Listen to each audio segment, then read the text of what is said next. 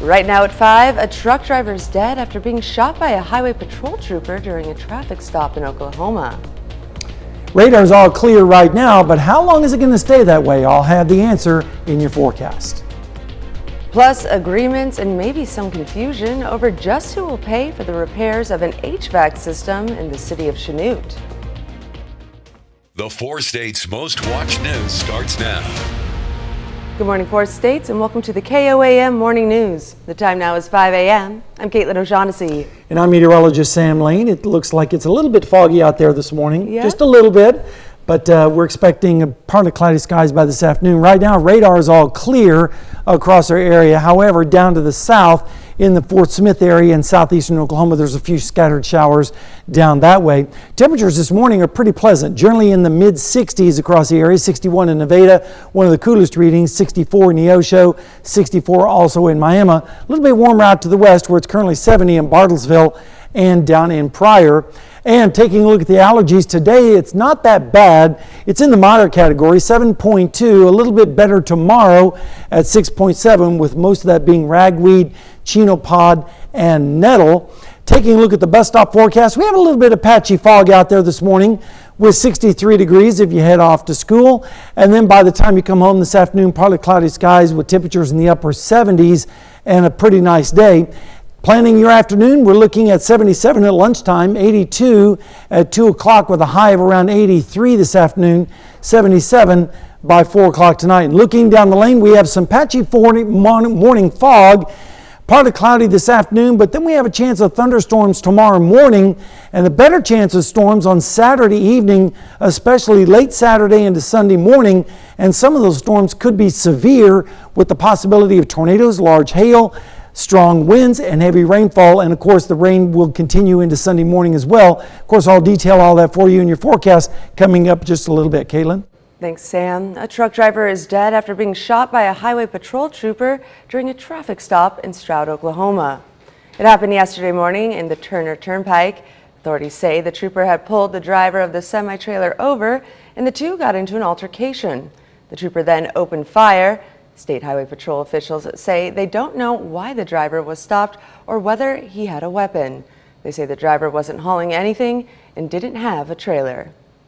Police say a man driving a car connected to a quadruple murder in Illinois was killed after a fiery interstate crash in Tulsa, Oklahoma. Police say a man and woman were both being investigated as people of interest in the murder of a family in Romeoville last weekend. Authorities say they located the car with a license plate connected to the murders in Oklahoma. The driver sped off and crashed, and the car then burst into flames. Officers then heard what sounded like 2 gunshots after the crash. Police say the male driver was found dead with a gunshot wound. The unidentified woman also had a gunshot wound and is in critical condition. A Coffeyville man will face a jury trial for the May 2022 death of another man. A court has set the trial of David Allen Jackson for next March. Jackson is charged with 1 count of premeditated first-degree murder in the fatal shooting of Melvin Simpson Jr. at Jackson's home in Coffeyville. Jackson, who has been in the Montgomery County Jail since the discovery of Simpson's death in May 2022, plans to represent himself in the jury trial. A former Coffeyville minister is charged with the rape of a minor. William Keith Dodd, who is the former pastor of the Lewick Church of God, was formally charged with 2 counts of raping a youth on 2 occurrences between January 1st and September 11th of this year. If convicted of the charges, Dodd could face lifetime imprisonment with no chance of parole.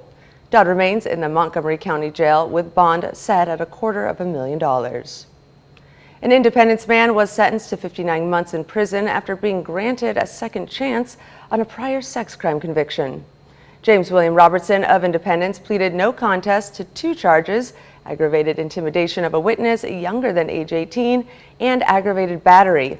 Following his release from prison, Robertson will be required to have 5 years of supervision.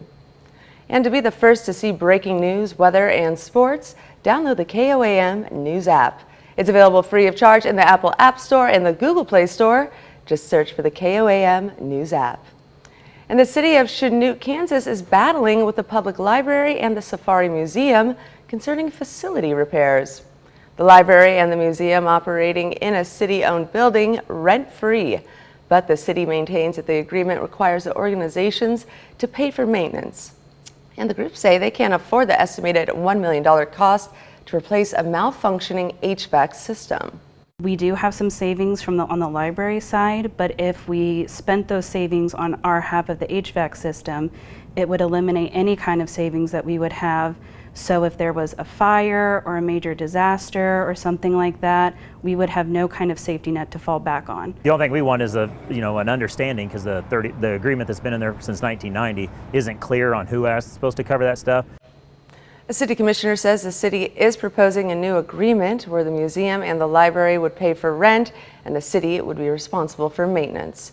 But there appears to be some confusion about exactly what this new arrangement would require. And that's a look at this morning's top stories and weather in our first 7 minutes. Coming up on the KOAM Morning News. NEO men's and women's soccer have followed a similar path so far this season. We'll have the latest. Plus, ultra-processed foods could be linked to depression in women. We have what you need to know. And severe storm returns this week. We'll have what to expect from today with Sam in the Skywatch Weather Center. You're watching the KOAM Morning News. We'll be right back.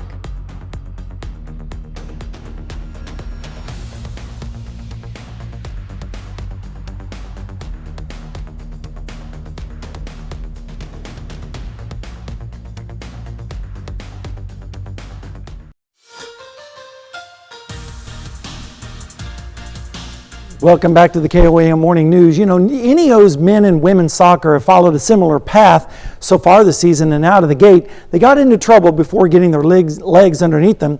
Recently, the men got their first win 2 games ago before earning a tie last time out at Connors State.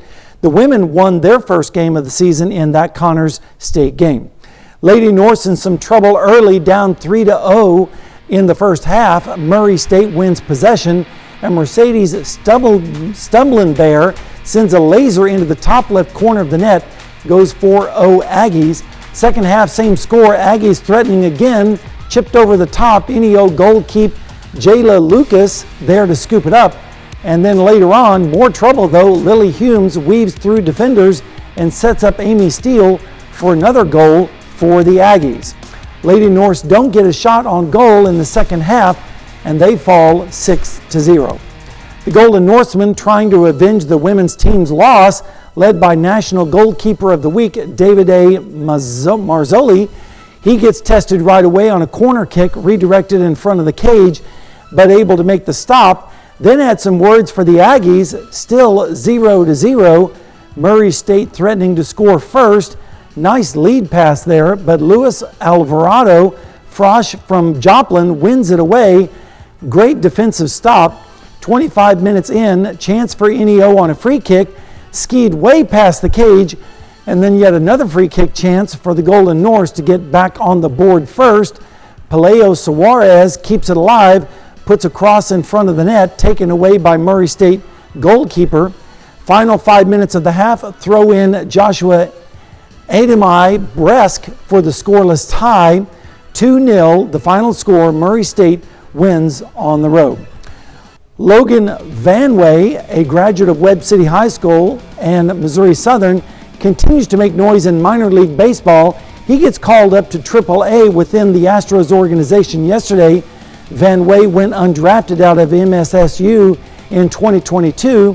He hit his innings limit last season with a 3.26 ERA and 62 strikeouts in high A and double.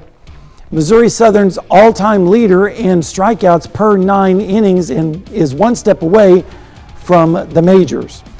Meanwhile, the Royals are trying to finish the season on a high note.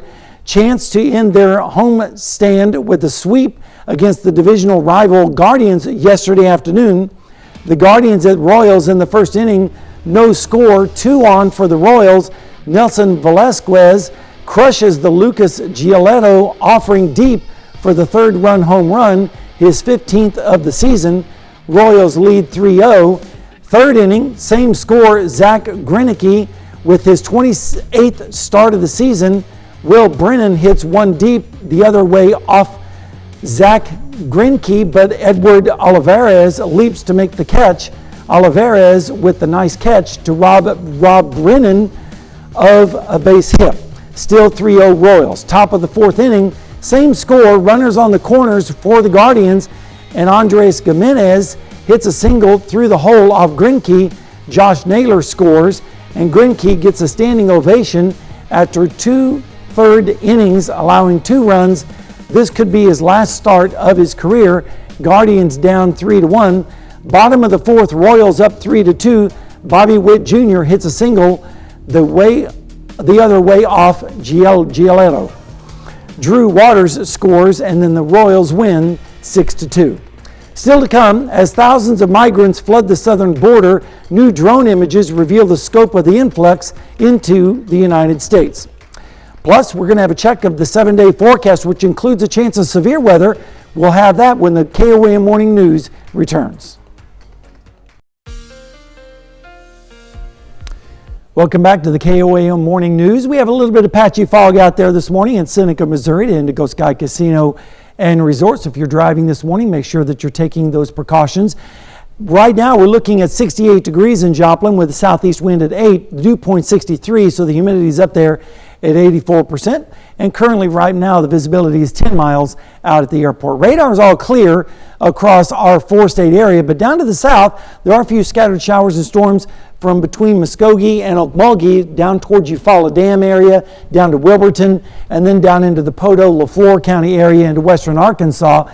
That's going to stay to our south, though. We're not really expecting anything up in our area.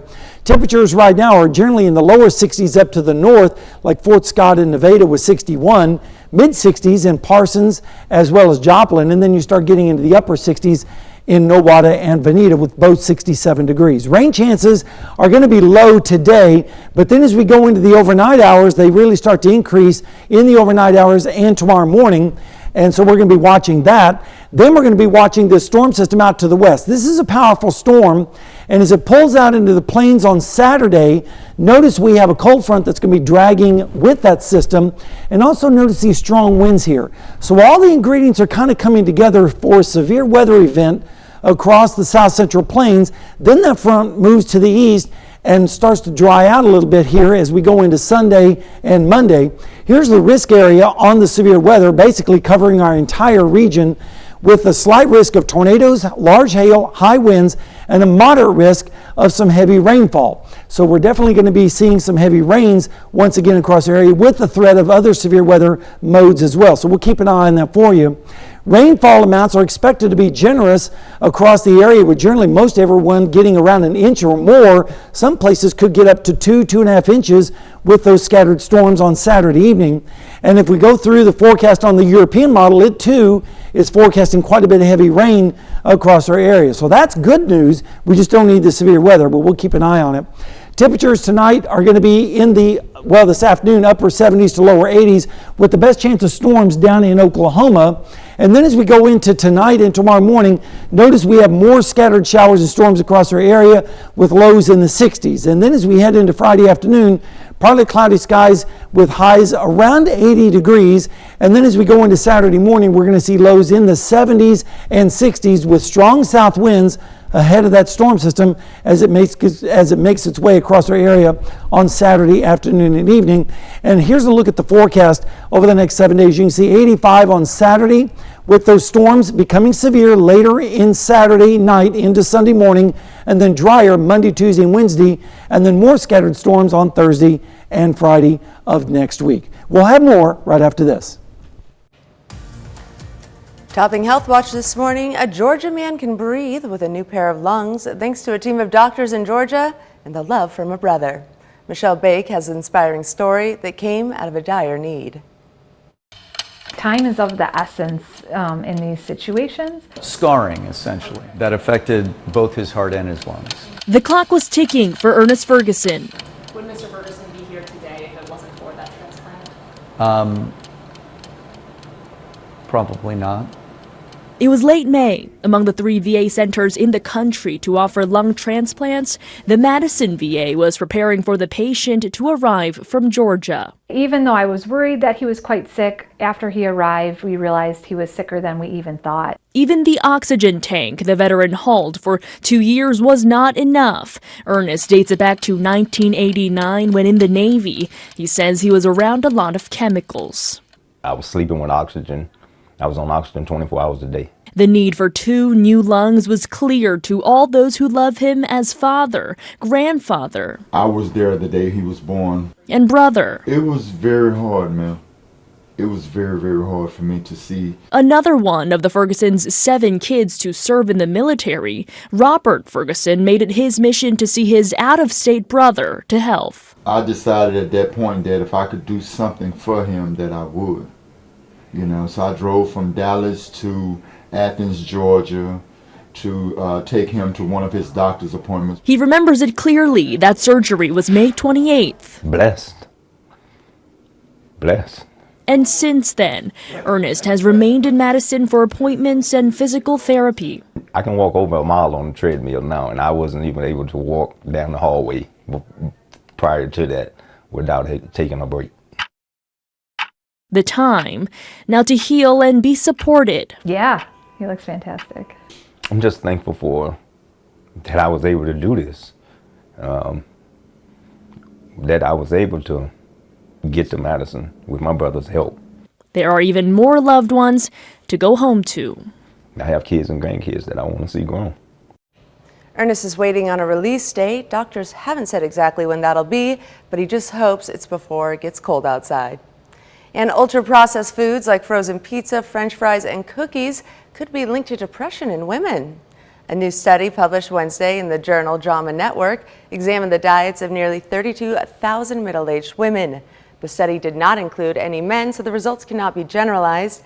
And when the researchers looked at specific ultra-processed foods and drinks, also known as UPFs, only those made with artificial sweeteners were associated with an increased risk of depression.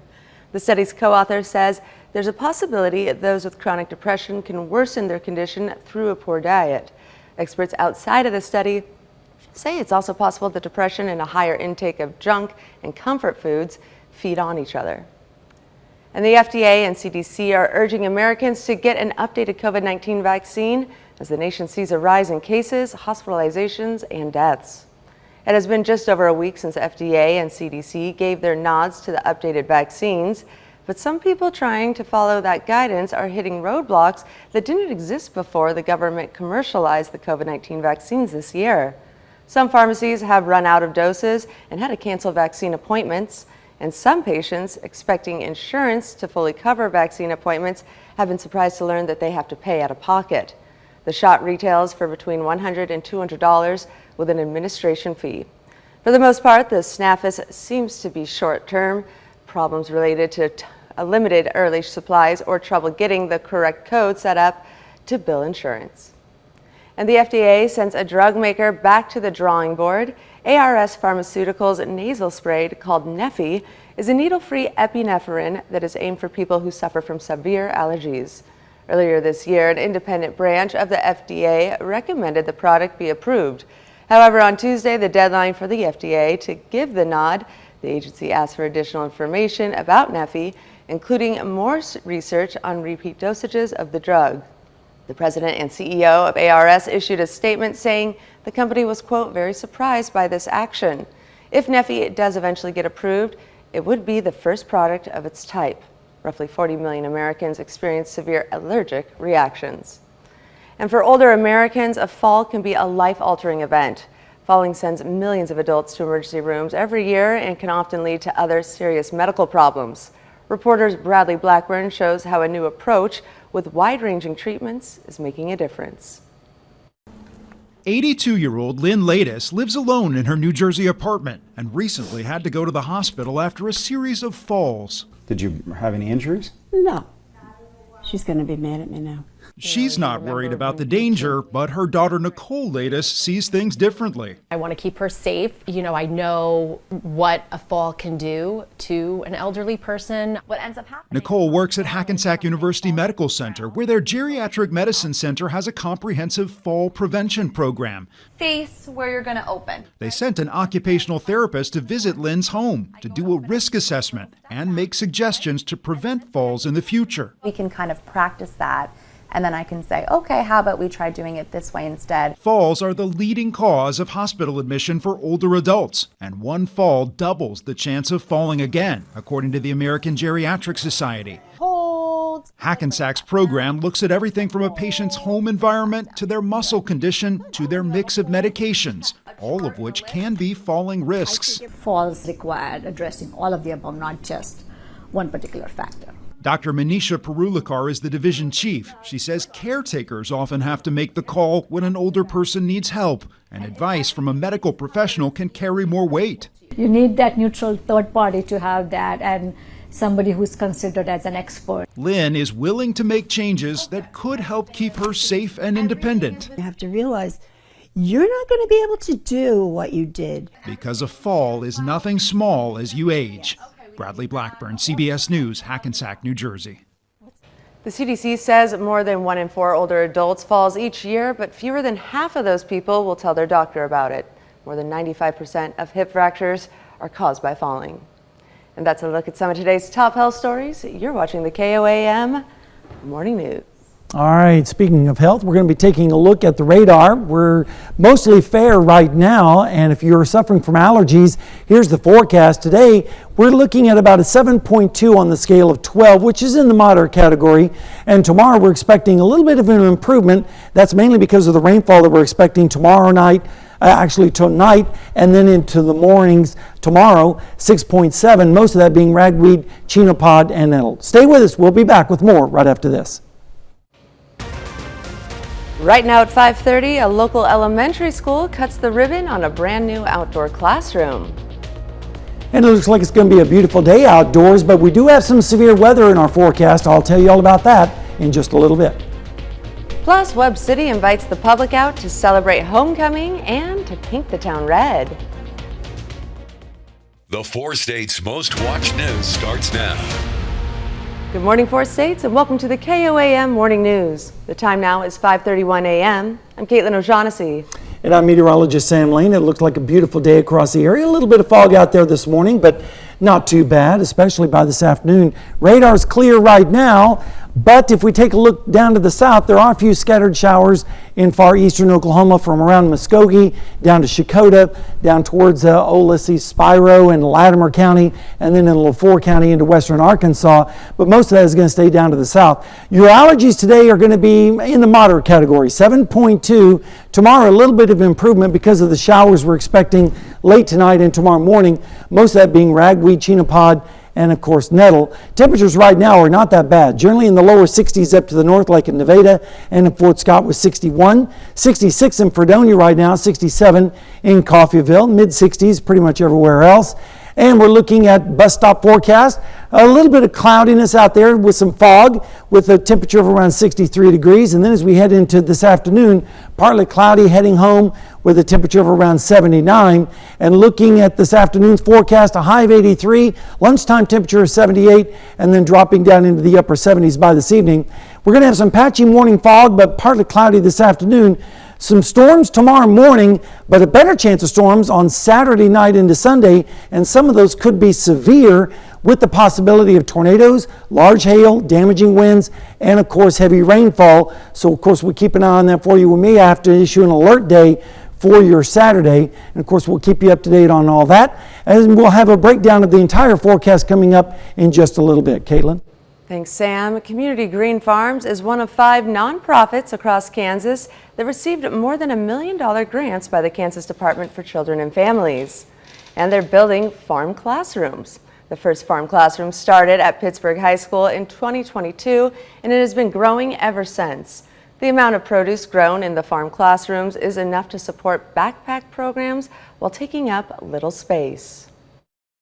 We want to do this in every single county in the state of Kansas. And so next 10 counties, phase 2, we're just going to move north a little, and we're just going to start picking away at the state until we've done all 105 Kansas counties. The grant is effective until October 1st. A Joplin organization dedicated to helping children facing abuse and neglect celebrated its 20th anniversary. In their 20 years of service, the Children's Haven has provided temporary shelter to more than 8,000 local children. This milestone was commemorated with a ribbon-cutting ceremony and the unveiling of their new pinwheel sculpture. The pinwheel is the national symbol of child abuse and neglect prevention, but for the Children's Haven, it represents hope for the community. 2, 3.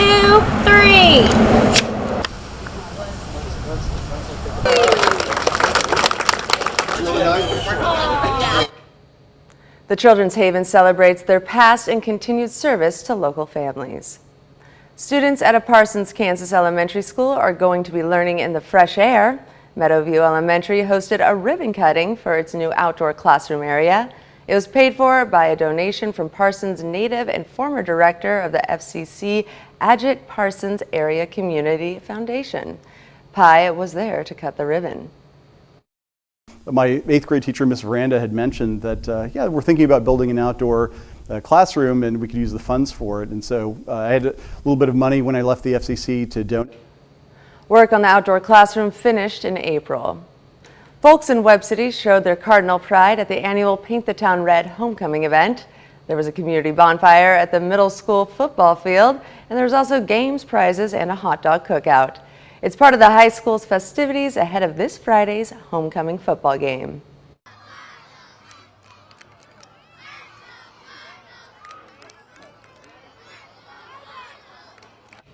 Before the bonfire, there was a parade that started at the corner of 1st and Main and ended on Stadium Drive. And that's a look at our top news stories coming up this half hour on the KOAM Morning News. Why the White House is reportedly set to provide a new aid package to Ukraine.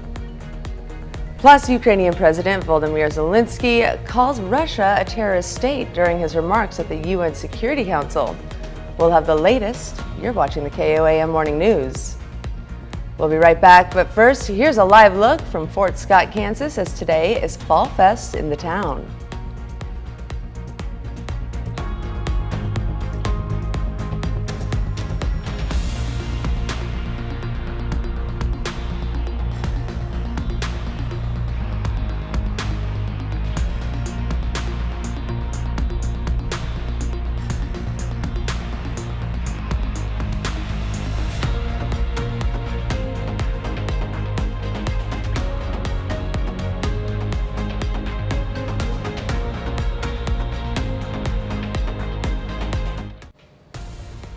Topping World Watch, Ukraine's international allies are supporting Kyiv's case against Russia at the United Nations top court. The allies allege Moscow twisted the Genocide Convention to make up pretext for its invasion last year. An unprecedented 32 states were making brief legal arguments to the 16-judge panel at the International Court of Justice, which is holding hearings into Moscow's assertions that the world could not have jurisdiction and should throw out Ukraine's case. Ukraine insists the court has jurisdiction. Kyiv's allies supported that stance Wednesday. Canada's Representative Alan Kessel emphasized what's at stake. And the White House is reportedly set to provide a new aid package to Ukraine when President Volodymyr Zelensky visits later today. The package will include additional artillery, anti-armor, anti-aircraft, and air defense capabilities to help Ukraine as the Russian army continues its attack. The air defense capabilities are also expected to help Ukraine defend its skies ahead of a tough winter, as more strikes are expected on critical infrastructure. National Safety Council spokesman John Kirby said the aid will have a significant impact on Ukraine's fight and push back on Republican lawmakers who continue to question the aid.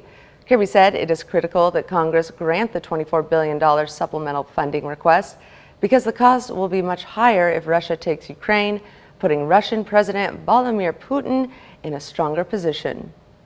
President Joe Biden meeting with his Australian counterparts, rolling out a partnership on workers' rights Wednesday. Their planned labor partnership will be a vehicle for stopping the exploitation of workers, forced and child labor, as well as workplace discrimination. The leaders have 5 key goals, which include protecting workers' rights, providing safe and decent work, making a worker-centered clean energy transition, harnessing technology to benefit workers, and fighting discrimination. Ukrainian President Volodymyr Zelensky calls Russia a terrorist state during his remarks at the UN Security Council. Zelensky addressed the high-level meeting Wednesday, saying Russia had committed criminal and unprovoked aggression that violated both the norms of war and the UN Charter. Zelensky also called for reform of veto power and UN General Assembly oversight and listed demands for Russia to end its occupation. They include a complete withdrawal of all Russian troops and military formations, including the Russian Black Sea Fleet, and Ukraine's full control over its entire borders. Russian diplomat Sergei Lavrov was not at Russia's seas as Zelensky spoke. It was occupied by the country's UN ambassador, Vasily Nebenzia. As thousands of migrants fled the southern border, new drone images reveal the scope of the influx into the U.S. Bill Manuig is in Eagle Crest with the latest. Eagle Pass, Texas, inundated this morning with one of the largest mass illegal crossings we have ever seen at the southern border. Fox News drone images showing a massive line in the river and on U.S. soil as thousands crossed illegally in a span of roughly 2 hours, non-stop. Hola, ¿de dónde son? The illegal immigrants were predominantly adult men from Venezuela, with many of them telling us they arrived in northern Mexico via train and walked an hour to the border to cross in a huge mess, all at once, as the Mexican military watched without taking any action. The masses of migrants then waited under the international bridge for processing, a strikingly similar scene to what was seen in Del Rio, Texas, exactly 2 years ago when thousands of Haitians crossed illegally. The mayor of Eagle Pass, a border city of 30,000, has now declared an emergency in his city, and he's stunned by what he saw today.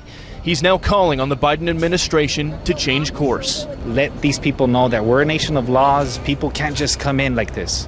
Right now, you see thousands of people coming in without consequence.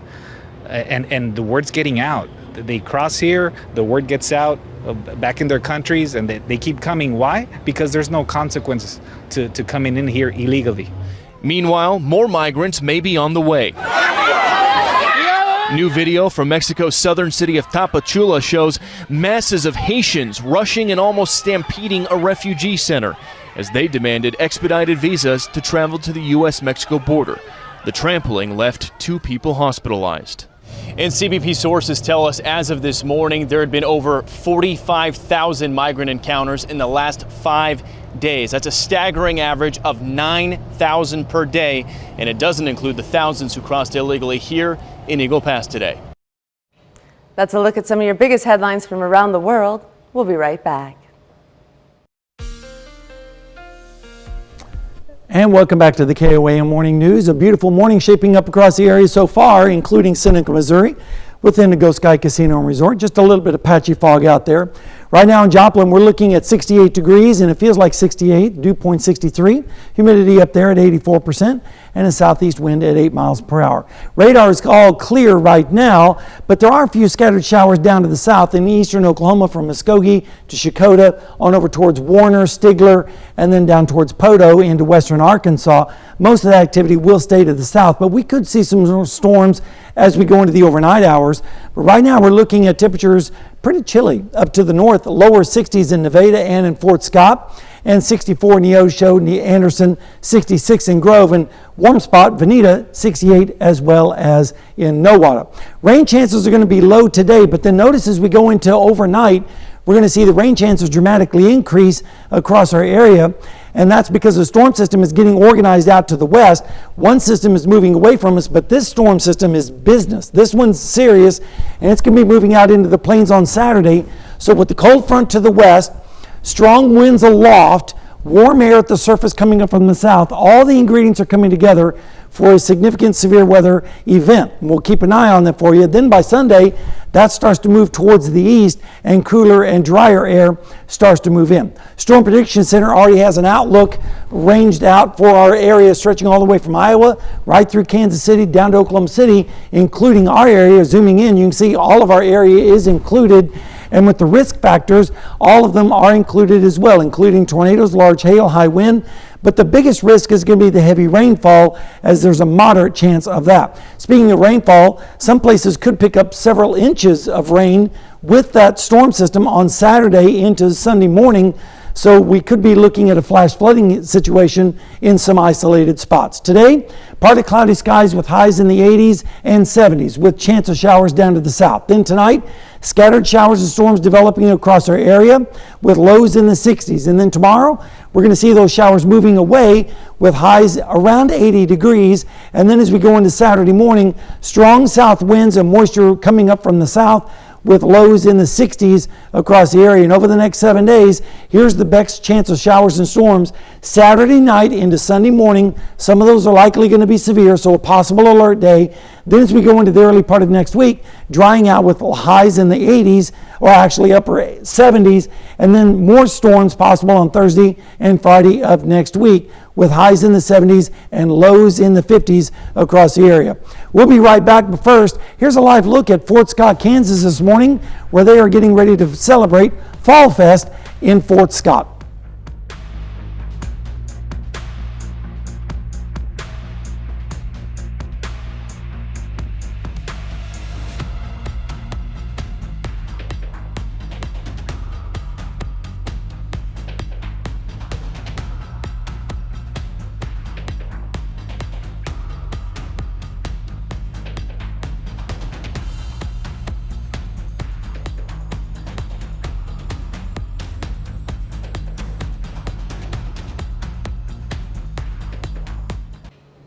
A Chick-fil-A worker is being hailed a hero after she jumped into action to save a choking 3-year-old. Paola Suro has more from Newman, Georgia. Look, Thea, who's that? It was a pit stop Liliana Leahy did not plan on taking Monday. Can I give you a hug? Can you give her a hug? Today, it's one she wanted to make. With her like ice cream face. I love it. Thank you so much again. Like, I cannot believe this. Like, you were there. Leahy was on her way to Walmart with her daughter Thea in the back seat when her motherly instinct told her to stop at the Noonan Chick-fil-A off Highway 34. You're all set. You have a blessed day. Somebody tells like, go make a turn, go make a turn. And I'm like, so I did that turn. A life-saving turn. And she started like, ah. I couldn't talk and everything. So I started like screaming. It's like, hey, help me, somebody help me. My daughter is choking. I just panicked, so I just like asking for help. I was really, really scared for her, honestly. Screams. Alrighty, you're all set. You have a blessed day. Answered by Chick-fil-A team member Mia Isabella Velez. To be honest, I originally thought they were laughing and having a good time, and sure enough, that was not the case. That's when Mia, who was working the drive-through line, sprung into action, running to the parking lot to save 3-year-old Thea. My instinct just kicked in, and I dropped my iPad, and I just started running directly to her. Jumping out of the drive-through line and into her arms, Mia gave Thea the Heimlich maneuver. 3 thrusts later, this coin flew out. I think it was humongous. I had seen it in the moment, but seeing it now, I was like, I forgot that that's what came out of your mouth. The first thing that she said is literally like, I want an ice cream. This picture was taken shortly after. Mia serving Thea ice cream with a side of heroism. It's surreal when you hear that, like you saved her life. Like you don't expect to get that title. And it's a lesson for all of us to learn that you could be that light to somebody else. And I'm so glad that I got to be the one for that family. A family grateful that 18-year-old Mia, who moved from California just 2 months ago, was at their unplanned pit stop at the right time. In Noonan, Paola Suro, 11 Alive News. Chick-fil-A once again proving they have the best customer service more than any other fast food restaurant out there. Well, stick around. We'll be right back with more after this. It's National Chai Tea Day. While the warm, sweet, creamy, satisfying hot beverage originated in India, it's popular worldwide. Starbucks has helped introduce it to millions of American fans. It is brewed with black tea leaves, but has distinctive notes of spices like cardamom, cinnamon, and ginger.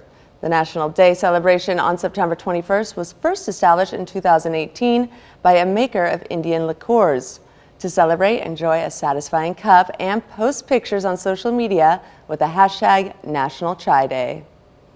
And get ready for some sick beats courtesy of the Fed. They haven't heard of the Fed? Well, the federal government, the Consumer Product Safety Commission, has released an album called We're Safety Now, Haven't We? It has several songs with safety-related messages aimed at young adults. like reminding kids to wear a helmet and put your phone away while driving. The album can be found on the Consumer Product Safety Commissioner's website and YouTube channel. Well, the songs could end up on Spotify and Apple Music. You just never know. All right, let's take a look at the forecast. As we go into the weekend, we're looking at scattered showers this morning down to the south. But then as we go into the overnight and Friday morning, that's when we're going to be looking at scattered showers and storms in our area. But then on Saturday afternoon, a powerful storm system pulls out into the plains, dragging with it a cold front. And with that cold front, along with the strong winds aloft, all the ingredients are coming together for significant severe weather, stretching all the way from Iowa right through the 4 states down into northeastern Oklahoma. And then as we go into Sunday, that will start to sweep away to the east, and we'll be seeing drier air coming in behind that system.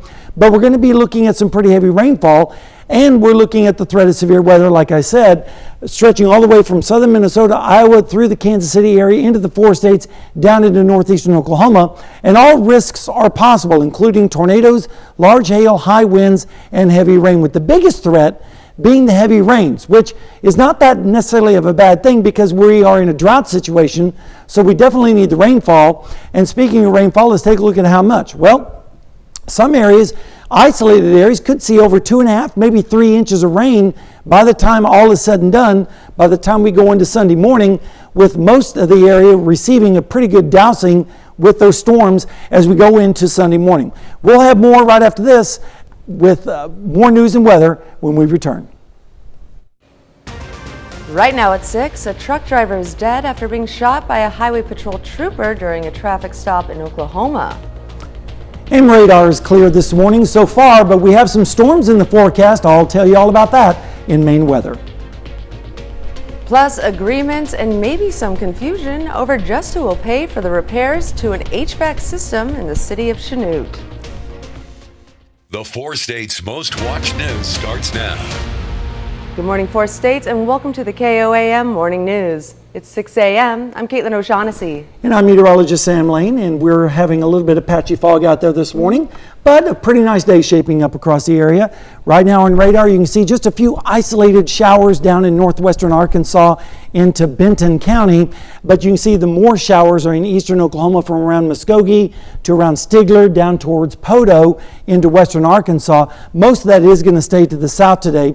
Allergies are not going to be all that bad, generally in the moderate category, 7.2 today, tomorrow 6.7, and most of that being ragweed, chenopod, and nettle. Temperatures right now are cool, generally up to the north, lower 60s like in Nevada and in Fort Scott, where it's 60, 63 in Columbus, as well as Chanute, 68 though in Veneta for one of the warmest readings in our region.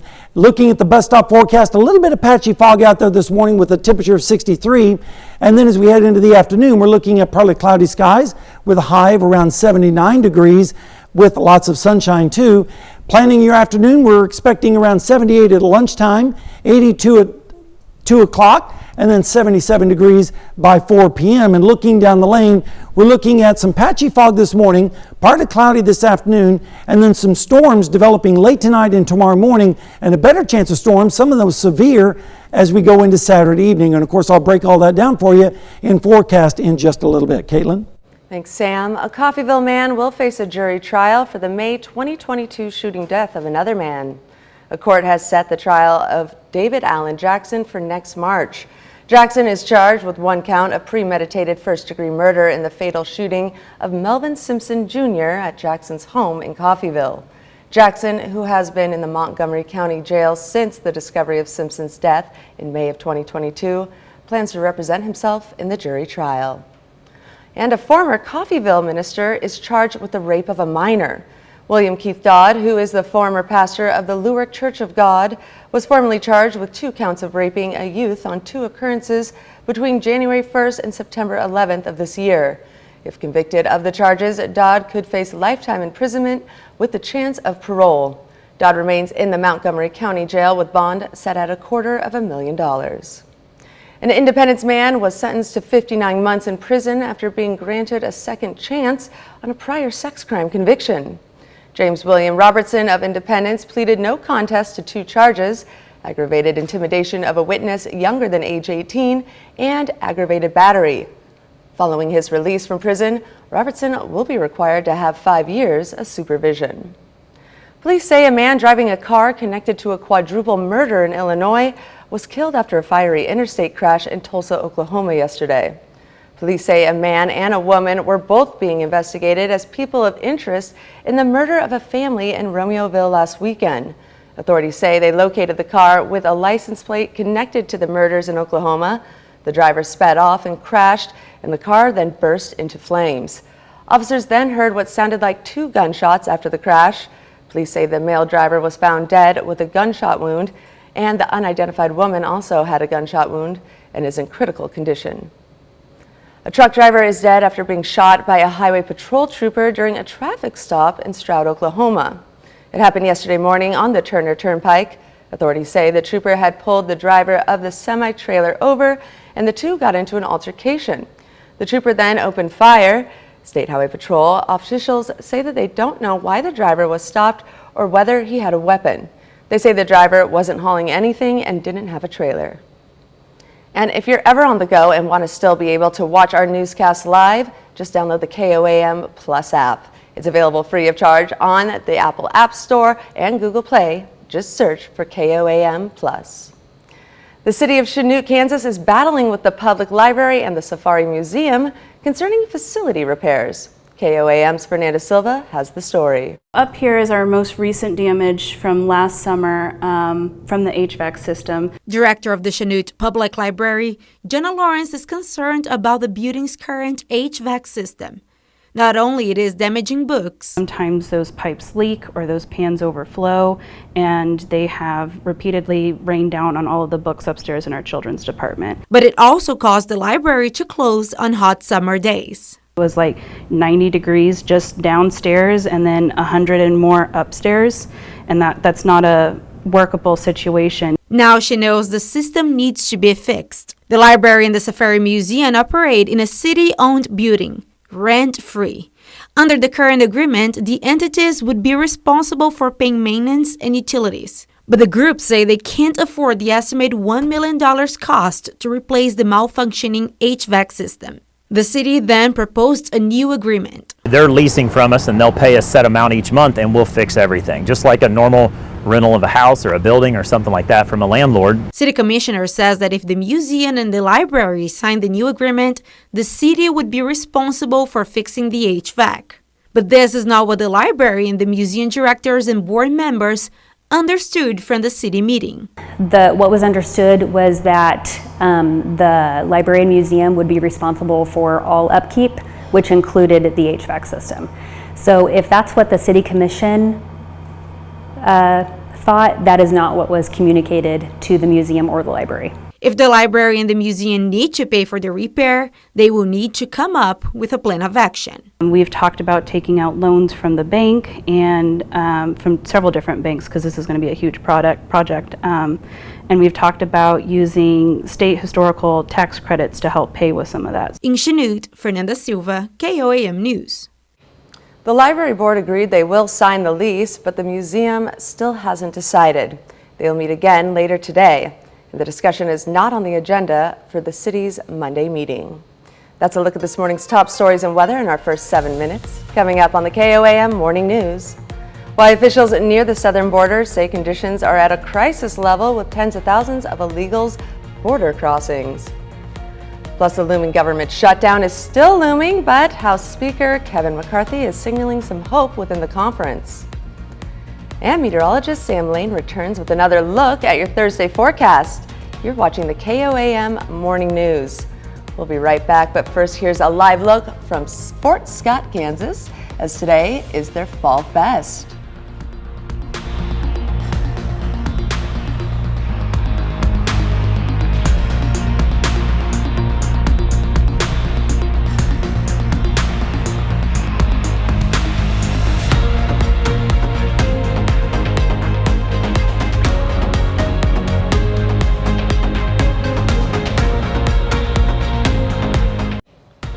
Topping Nation Watch this morning, FedEx says the threat of a strike at a competitor and the bankruptcy of another competitor proved beneficial to the company this summer.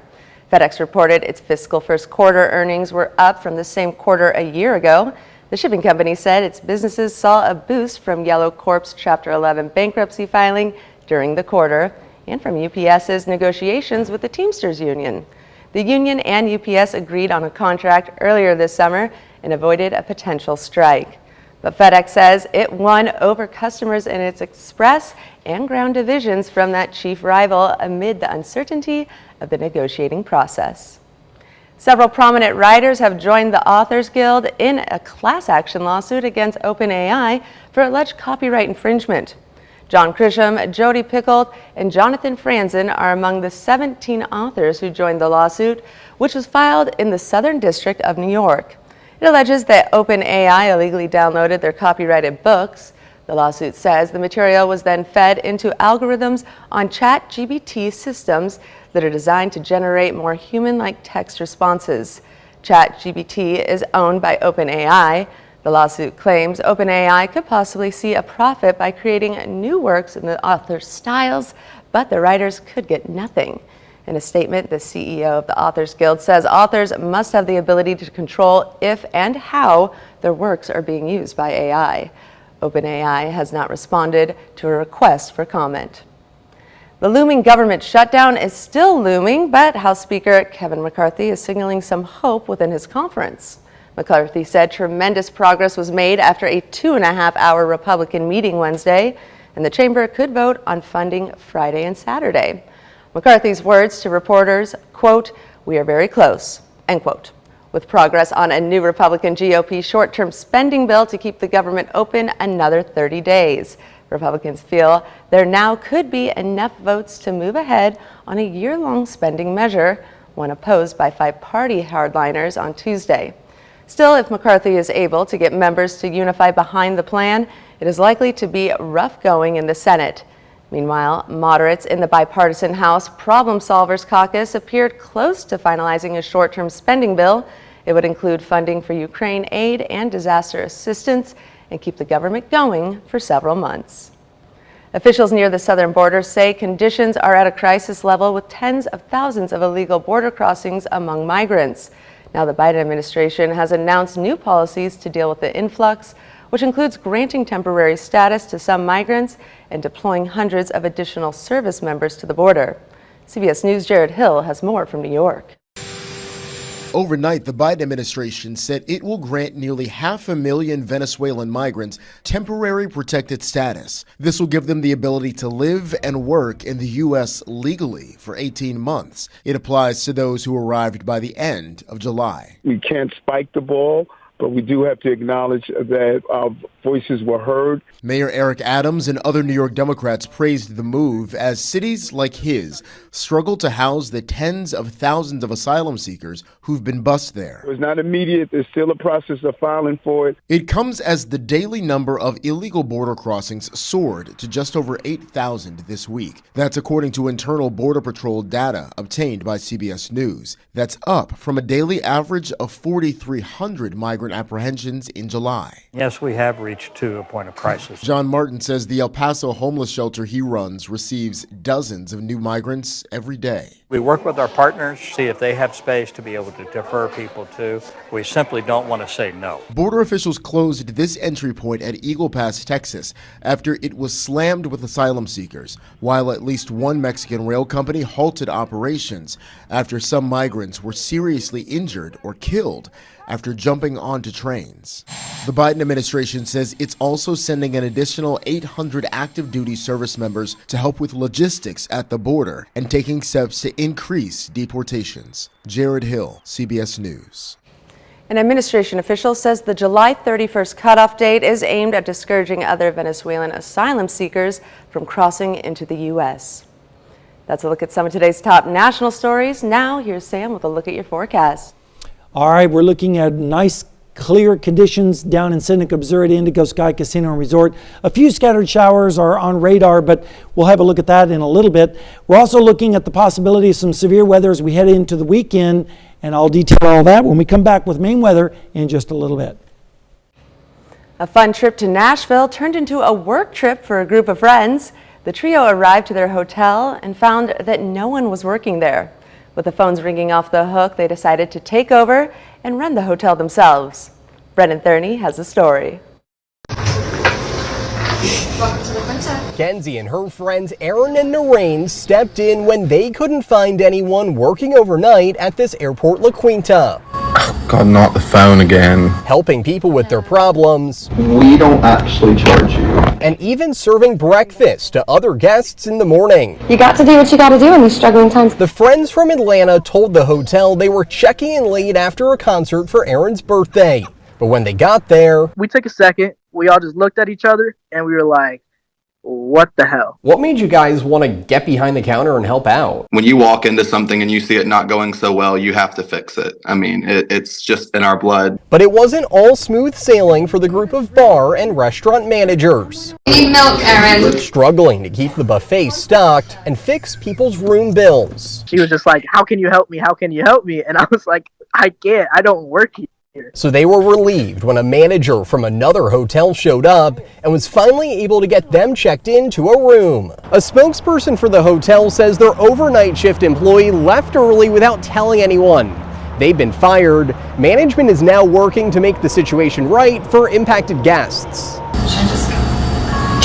The group says they had a great time helping others. Just answering the calls and understanding what these customers are saying, it was just hysterical. And they've actually had experience with this before. We've been to bars where there was nobody behind the bar and we've been bartenders, so we stepped back there and worked the bar, and the same with Waffle Houses. They're certainly hoping, though, that this is the last time. Their efforts didn't go unrewarded, though. The misunderstanding led to a free room at the Holiday Inn.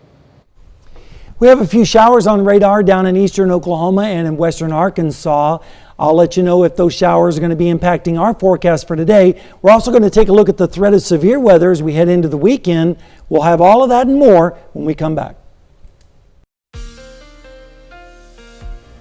Well, we had quite a bit of rain last night into the morning hours yesterday, and as a result, we're seeing some patchy ground fog out there, including Seneca, Missouri, with Indigo Sky Casino and Resort. Pretty nice morning shaping up. You can see the traffic moving along pretty nicely there in Pittsburgh.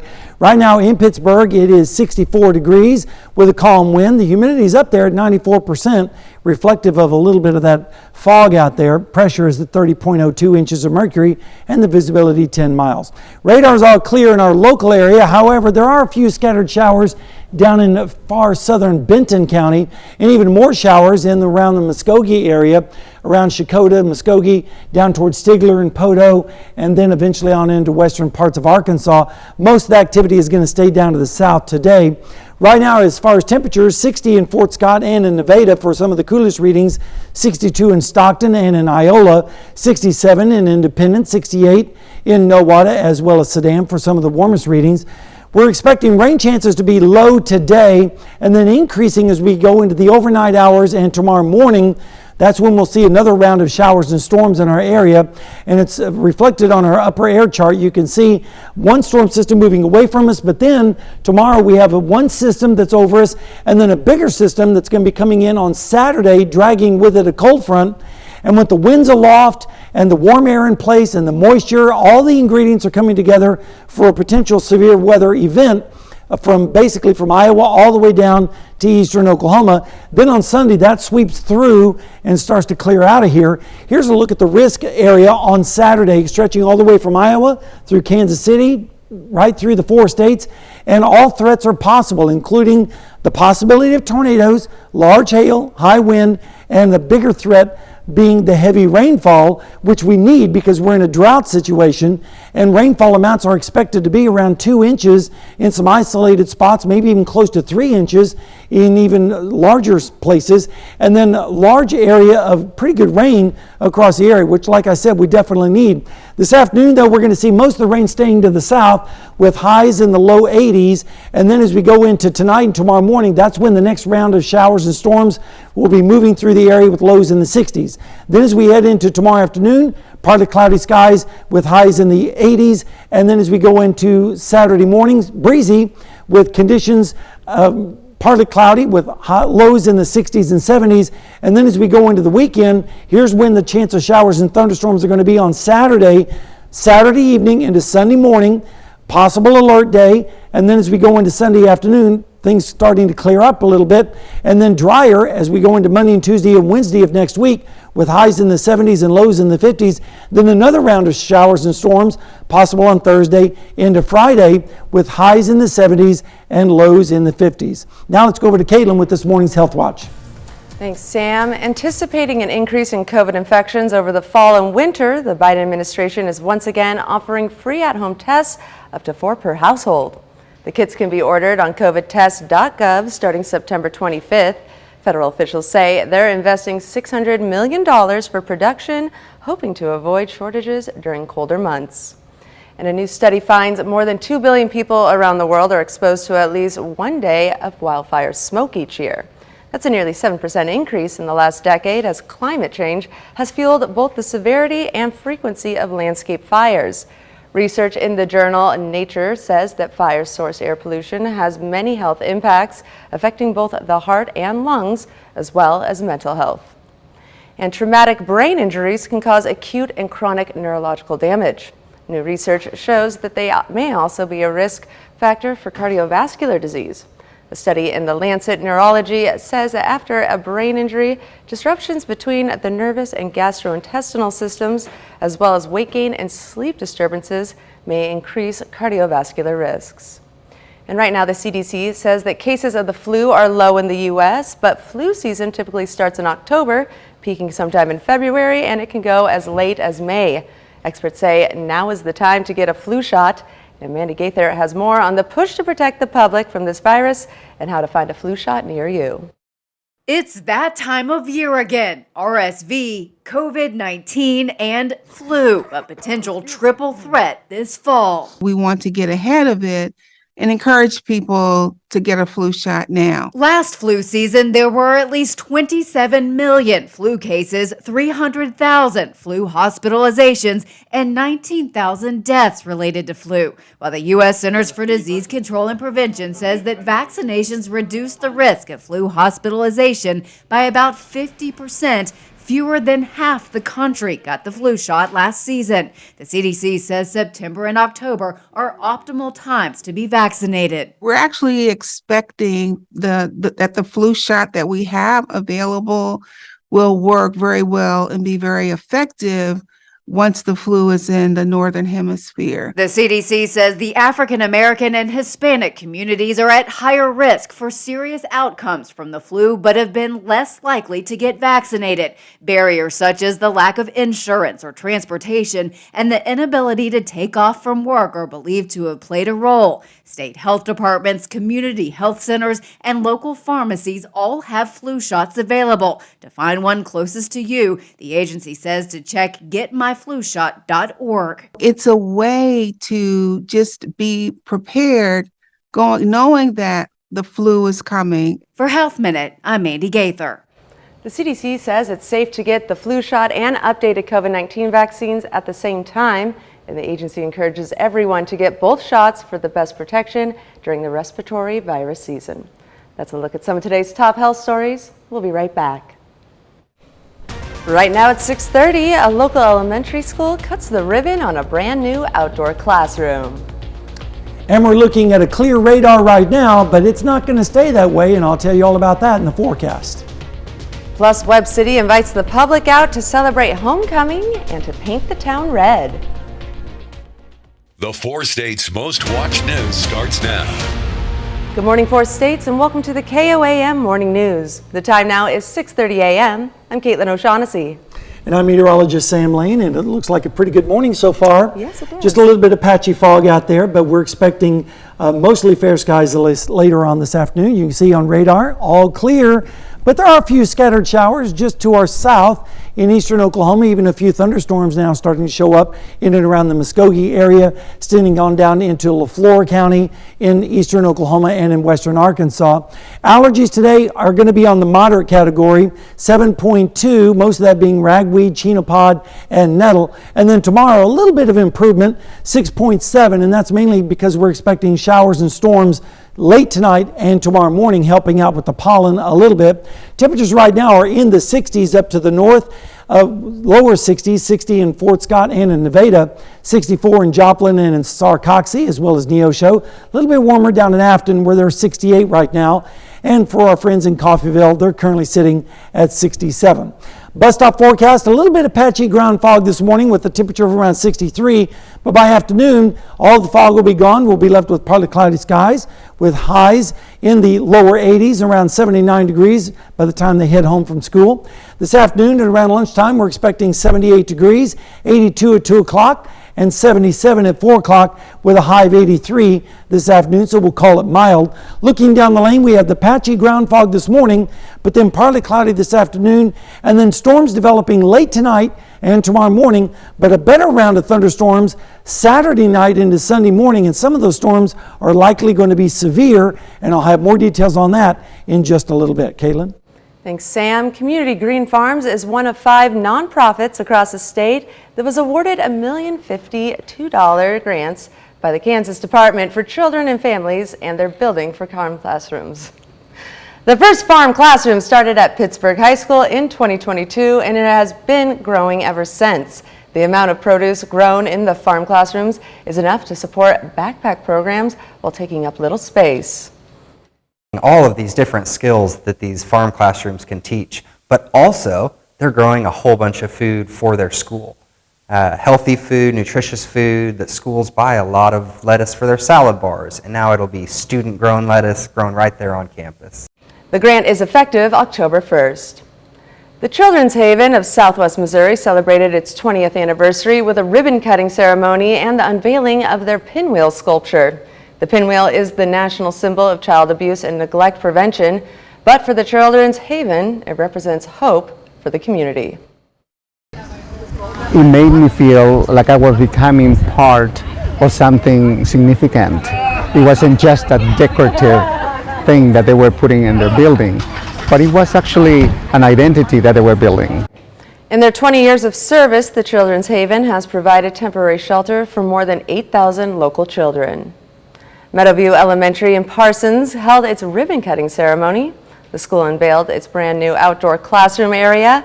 Ajit Pai, the former chairman of the Federal Communications Commission, attended the event as he made generous contributions towards building the new area. While students are learning things like 2 + 2 = 4, or this is how you diagram a sentence, they'll be able to do it in an environment that allows them to experience nature. And I think that combination of just having fresh air and learning new concepts is a really powerful one. Work on the outdoor classroom finished in April. Folks in Webb City showed their cardinal pride at their annual Paint the Town Red homecoming event. There was a community bonfire at the middle school football field. Also, they had games, prizes, and a hot dog cookout. It's part of the high school's festivities ahead of this Friday's homecoming football game. We're out here today to celebrate Webb City, and it's just rich history and tradition. Like, we all love to come out here. Webb City sports has always been a big thing for decades and decades. And we're just out here to have fun and then commemorate John Roderick Field here in a little bit. The community aspect of like everybody gets to come together. We're all celebrating Webb City. I just love the community and like just the love aspect that we all have for one goal and one team. It's fantastic to see. Before the bonfire, there was a parade that started at the corner of 1st and Main and ended on Stadium Drive. That's a look at our top news stories coming up this half hour on the KOAM Morning News. How several retail giants are looking to fill thousands of seasonal positions in time for the holiday season. And we're looking at a beautiful shot outside right now in Pittsburgh, and we're expecting a wonderful day, but thunderstorms are in our forecast, including a chance of severe storms. I'll have all the details when we come back. But first, we're going to take a look live at Fort Scott, Kansas, where today is the first day of the Fall Fest that's in Fort Scott. We'll be back with more right after this.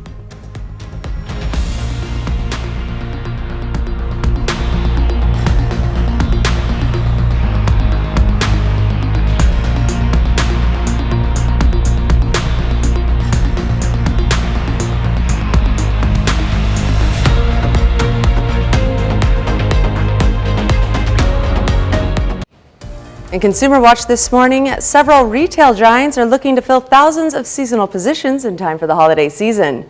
But some aren't looking for as many new hires as they have in the previous years. Amazon, Target, and Macy's have released their holiday hiring plans. Jen Sullivan looks at what the plans reveal about the state of the U.S. economy and consumer spending habits. This holiday season, Santa may have fewer helpers. According to an estimate from the firm Challenger Gray & Christmas, U.S. retailers are expected to add just 410,000 seasonal positions for this year's holiday shopping season, which would mark the lowest seasonal hiring total since 2008. As some economists predict, shoppers will splurge less this year and hold on to their extra cash. It's going to be relatively flat here, maybe within 1% or 2% of what we had last year. Delinquency rates for credit cards and auto loans are rising. Student loan payments are restarting. People are running out of the excess savings that they had. But despite that, many retailers are still eager to hire and get additional help this holiday season. Target said it's keeping its holiday hiring plans at 100,000. Macy's is looking to make more than 38,000 holiday hires. That's 3,000 fewer people than last year, according to the estimate from Challenger Gray & Christmas. The holidays are always a very, very busy time for us. So far, Amazon is the only major retailer to announce it's increasing its seasonal hiring this year, saying it's adding 250,000 employees ahead of the holiday season, making it the largest ever holiday workforce for Amazon. It's also bumping up the average pay to $20.50 an hour, hoping to lure in new workers across the country. We want to make sure that we do have the staff to be able to meet customer demand, especially around the holidays. Definitely important for us to meet that hiring need. For Consumer Watch, I'm Jen Sullivan. Meanwhile, 1-800-Flowers.com hopes to hire 8,000 workers for the 2023 holiday season. That's the same as last year. And UPS has now announced that it's hiring plans after narrowly avoiding a strike with Teamsters. The federal business announced a pause in interest rate hikes yesterday, and the Fed has raised rates 11 times since March of last year in an effort to get inflation under control. Those hikes have led to some of the highest borrowing costs in decades, with mortgage rates now at 22-year highs. Fed Chairman Jerome Powell says that the central bank is prepared to resume rate hikes in the future. Talks resumed yesterday between the Writers Guild of America and the major studios for the first time in nearly a month in hopes of ending the Hollywood writers' strike that's been going on since May. Sticking points include pay and the use of artificial intelligence. Meanwhile, the auto workers' strike has entered its 7th day. General Motors temporarily shut down a plant in Kansas yesterday, sending 2,000 workers home because the factory can't get essential parts. The United Auto Workers Union is threatening to expand the strike if progress isn't made by Friday. And Bank of America is hiking its base pay to $23 an hour starting next month. The country's second largest lender has been raising hourly wages since 2017, starting at $15 back then. Their goal is to hit $25 an hour by 2025. And that's it for Consumer Watch. Now let's take it over to Sam for a look at your forecast.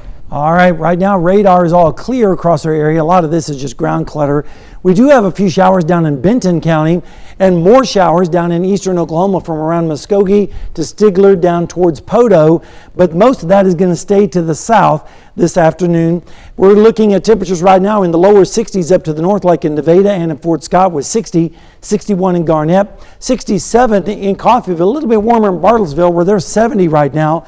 67 in Afton and in Grove. And taking a look at your forecast for this afternoon, we're expecting a high of 83. Lunchtime temperature of 78 degrees with partly cloudy conditions. That will continue through the afternoon. Around 2 o'clock, 82 degrees and 77 at 4 p.m. And looking down the lane, we're going to have some patchy morning fog this morning, especially in the areas where we had lots of rain yesterday. And then partly cloudy skies this afternoon. Then we're going to have storms develop late tonight and in the overnight hours tomorrow morning, and then a better chance of storms on Saturday evening, especially Saturday night into Sunday morning. And some of the storms could be strong or severe with all kinds of threats associated with that. And of course, we'll spell all that out in more detail a little bit later. It's almost time to, of course, celebrate birthdays and anniversaries. They're up after the break. But first, let's see what's happening this morning on CBS Mornings. I'm Nate Burleson. Coming up on CBS Mornings, Tony and I went on a shopping trip looking to expand our fashion boundaries, and you won't want to miss some of the new looks we picked out for each other. I think we did okay, but we will let you be the judge. That's coming up on CBS Mornings. Okay. All right, we have Jovi Roberts turning 5 in Columbus this morning. Happy birthday, Jovi.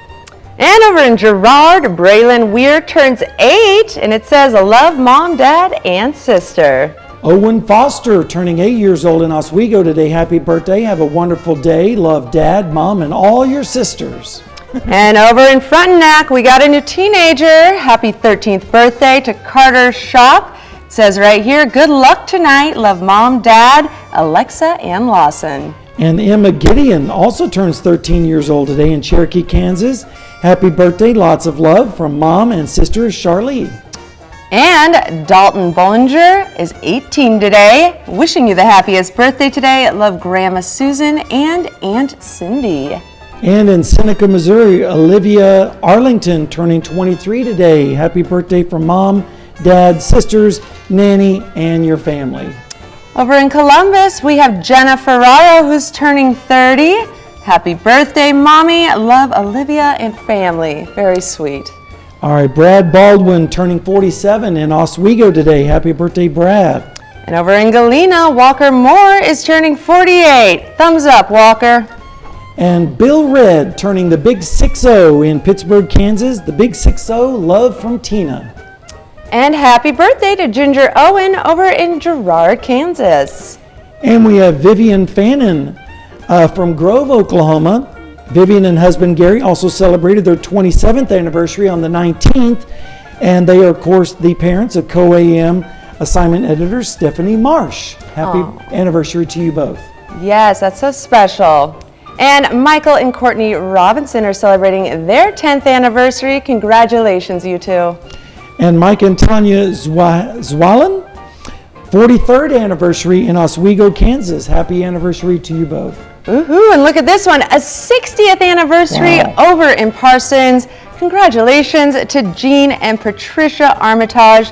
Happy 60th anniversary. That's a big one. Darcy Bramblett, employee at Medical Lodges in Columbus, having a birthday today. And over in Girard, Kansas, Brandy Leach is turning 55. And Glenda Sousey in Columbus, Kansas, having a birthday today. Oh, and we got a 2-for-1 over in McCune. Gavin and Darren Stewart, who are twins, are celebrating their birthday today. Happy birthday to you and all of our birthday special shout outs and anniversaries.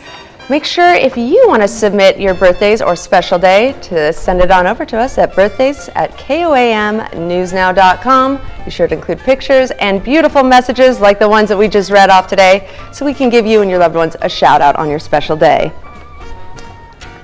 All right, and it's a beautiful day to celebrate your birthday with partly cloudy skies expected later on today. Right now in Seneca, Missouri, the Indigo Sky Casino and Resort, just a few clouds out there, and that's about it. In Joplin, we're sitting at 67 degrees with a wind at 3 miles per hour. The dew point is 62, and the pressure is at 32.02 and is starting to rise just a little bit. Radar is clear across our area, just a few clouds. There are some showers down in southern Benton County earlier around Cave Springs and Springdale, moving away from us, and more showers still in eastern Oklahoma from Muskogee down to Shakota, over towards Warner, and then down towards Poto into western Arkansas. Most of those are going to stay to the south today. Temperatures right now are in the lower 60s up to the north, like Nevada with 61, same thing in Fort Scott, 62 in Lamar. Pick out your hometown, 65 in Neodesha, as well as in Parsons, 68 for our friends in Nowata. Rain chances are going to be low today, but then dramatically increasing as we go into the overnight hours and tomorrow morning with scattered showers and storms. Dew points indicating the moisture in the atmosphere is going to be increasing as we go into Saturday. Look at these dew points by Saturday in the 70s.